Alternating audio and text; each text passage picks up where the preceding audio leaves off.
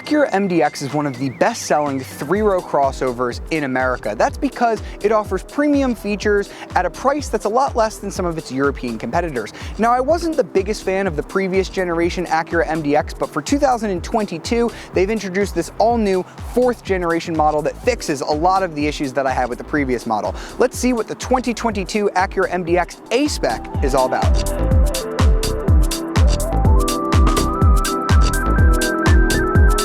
So time to begin with an exterior walk around of the all-new redesigned 2022 MDX. We've got this white pearl metallic paint, which looks good when you pair it with the red interior. We've got the A-spec, which is a little bit sportier. They've really changed the dimensions of this car. They've made it longer, lower, wider. They've changed the dash to axle ratio. That's right here where the dashboard ends to the axle here. It just looks a lot longer, giving this a sleek sort of rear wheel drive appearance, even though this is a front wheel drive based vehicle. We've got the Acura jeweled headlights. I think they look great, along with this A-spec shield grille. I think that looks really nice as well. I think the whole design is very handsome overall, especially if you get the A-spec, which is, again, a sport appearance package, doesn't add any performance. We've got these gray wheels. I think it looks really good with the white paint. You've got your A-spec logos here, black mirrors, sort of black trim around here. You've got some black trim here on the doors as well, just adding to the sporty appearance of this car.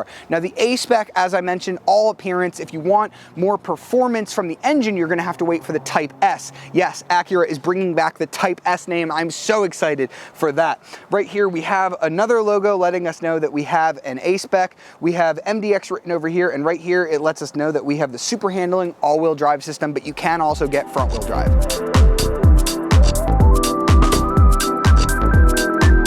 Time to check out the interior on the all-new 2022 MDX, and I'm really happy to say that since the last time I drove an MDX, which was a 2019 model, they've pretty much carried over everything that I liked from the smaller RDX onto this bigger model, plus added a few other things. So for example, we don't have those cool red gauges that you get in the RDX, but instead we have this really nicely designed digital gauge cluster. Now, I wish Acura would have maybe done a little bit more with it here. It looks very nicely styled, but you can't get like a full color map or anything crazy up on there. You can change the styles of it though. We have this dynamic mode selector. It's this big knob that looks like your volume knob, but don't twist it to change the volume. That's not what it does. Now you can switch between normal, which is what we're in now. You can go to comfort, which changes the gauges to like a blue. It's a little bit more simplified. Sport mode gets you sort of like a red gauge. You also have a snow mode and an individual mode as well that you can kind of set up with all the various functions of the car. Doesn't really change the driving experience too much, as we'll see, but it's really cool to see that NSX supercar inspired flavor here. We've got the A-spec version of this car. So a base MDX is going to run you about $47,000, but with the A-spec package, we're looking at about $58,000. Now you can get the MDX with the technology package. That's going to run you about 53 grand, and the advanced package, which is the most expensive version of this car, that's going to crest a little over $60,000, and we're not missing too much there from the A-spec package. We get ventilated seats as part of the A-spec that you don't get on just the regular technology package. The one thing that you're missing out from the advanced package is when I put it in reverse, I just have a regular backup camera, not a 360 view camera, and I'm also missing the head-up display. But we do have the big, nice panoramic roof. I love the red leather, the red and black leather that you can only get on the A-spec model. You can either do this or you can do a full black if the red is not your thing. We have this very sporty A-spec style steering wheel. Feels very similar to the one that you get in the MDX supercar. So again, we have this cool aluminum trim. I very much like the dash design here with the red and the black and the aluminum. It's the quality of materials is nice. Like, it's a little bit better than I think what you'll get in most Honda models, but I don't think this interior quite lives up to the materials found in like an Audi or a Volvo of similar price. But all the main features are here: automatic climate controls, that kind of stuff. We do have wireless Apple CarPlay and Android Auto, which is fantastic. I love that integration here. I'm not a huge fan of Acura's true touchpad, so this is not a touch screen. You have to come over here on this controller here. It's like a touchpad, like a mouse track on a laptop. And it works kind of interestingly. So if you put your finger down here at the bottom left, it'll put that up there on the screen if you come over here. So it's a little bit easier and simpler to use than Lexus's system, but I find that like scrolling can be a bit weird sometimes through menus. You always have it divided like this. So here you have this other style of the pad right here that you can swipe through the map, clock, other things on that other screen right there. But you do have nice physical controls for everything. You have a volume knob, forward, backward for your audio tracks right next to that, which is fantastic. The dashboard layout out here is outstanding in terms of having enough room to put all of your stuff. You have a little storage area here, perfect for sunglasses or something like that. You have this cool pop-out door that houses a USB and a USB-C. I like that. Massive cup holders. We have 10 cup holders around here in the cabin. You have this massive wireless charger, which has this really interesting sort of like hand rest above it. It's kind of weird because you can't quite see your phone over it, but it's nice because you can rest your hand and use the push button shifter, which it's not my favorite push button shifter out there, but it does the job just fine. And I should note, I'm having some issues charging my iPhone 12 Pro on this wireless charger. It would not stay charging for me, but we did put my camera guy's phone on there and he had absolutely no problems with it.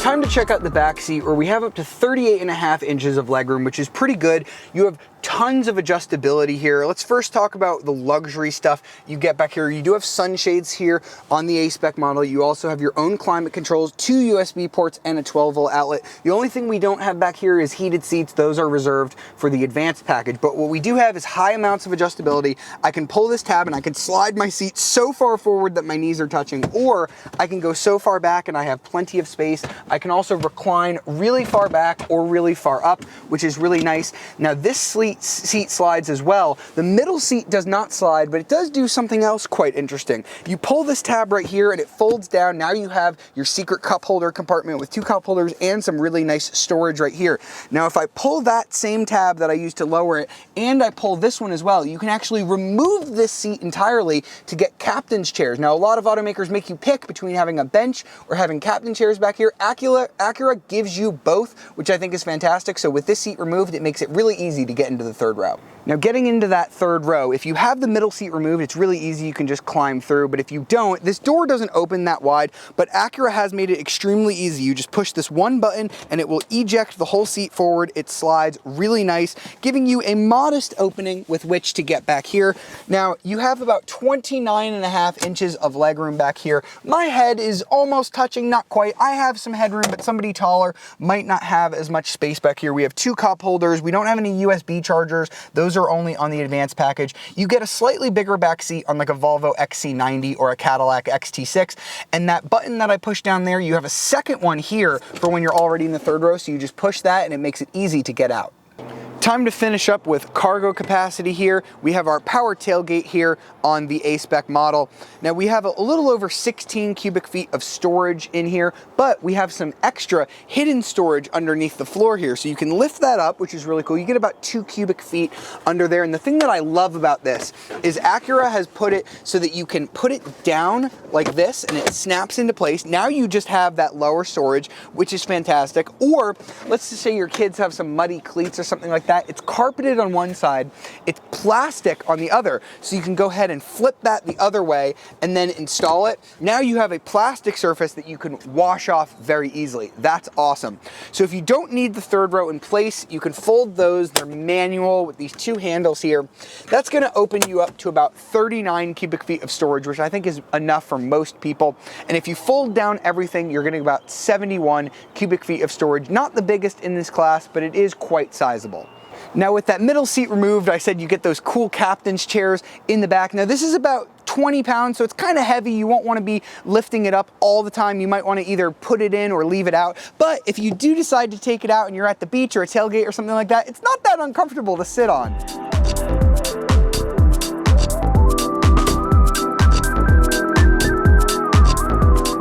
All right, right, so now it's time to get the 2022. This is the first 2022 model year I've driven.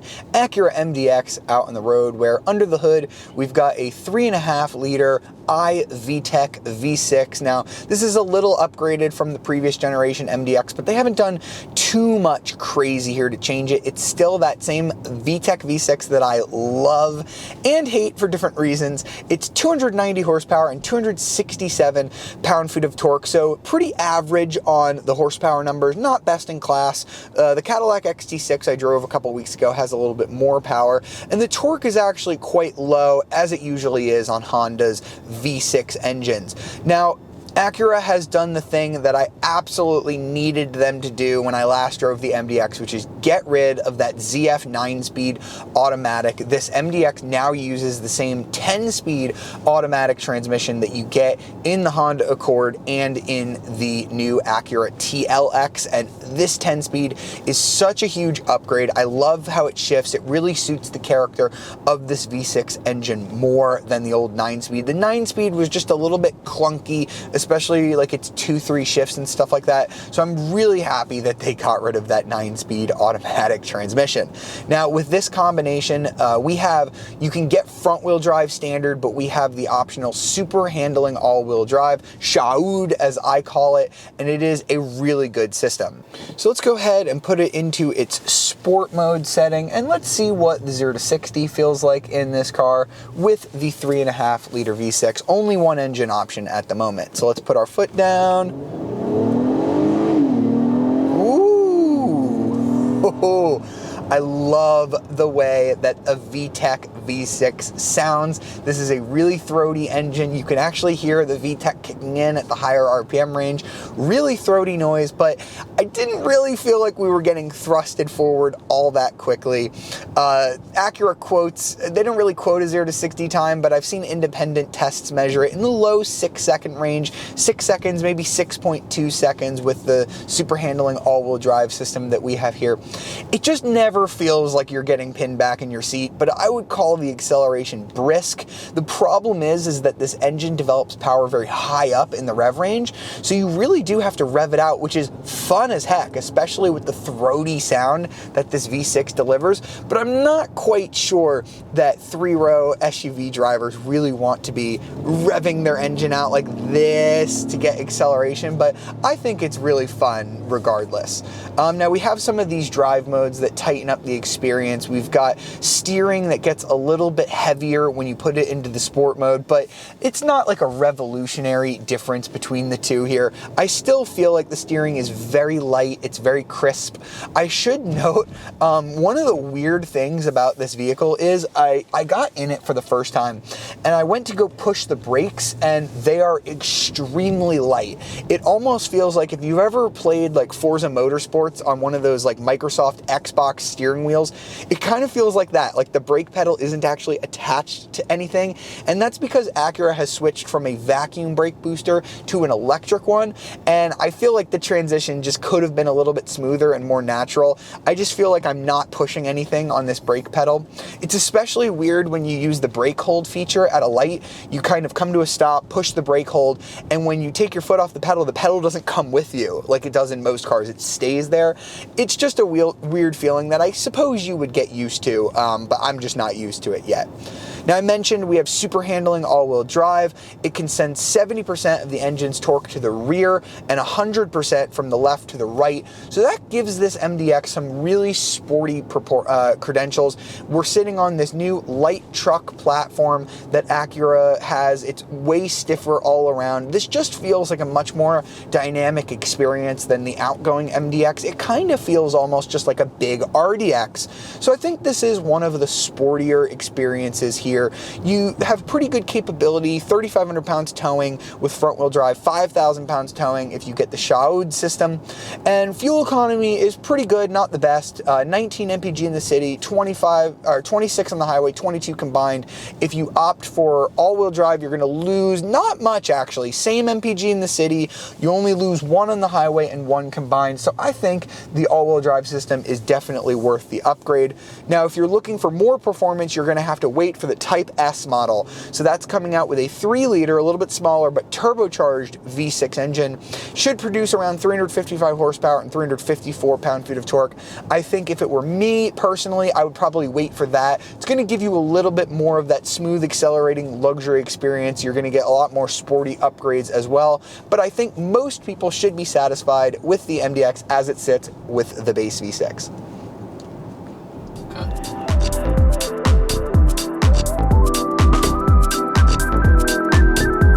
So that was the 2022 Acura MDX. Pricing starts at about $48,000 with destination, $58,000 if you want this A-spec model with the Shaoud all-wheel drive. Now you can get the advanced package, which is about $61,000 all in. I think you're pretty much good with the A-spec package. I think it looks better, and you're not really missing out on too much with that advanced package. Now, how does the MDX stack up in the mid-size luxury market? I think there are some nicer interiors out there like Volvo and BMW, but again, you're gonna be paying more money for those options. So the MDX is quite a nice value. I might wanna hold out and wait for that Type S model with more performance, but right now I think this is a really compelling package that a lot of buyers will love. I hope you've enjoyed this review of the 2022 Acura MDX. If you enjoyed this video, you might enjoy all of our others, so be sure to subscribe and hit the notification bell to be alerted of our latest videos, and check us out on the CarBuzz website and CarBuzz apps. That's where you can keep up with all of the latest and greatest in automotive news. I'll see you next time.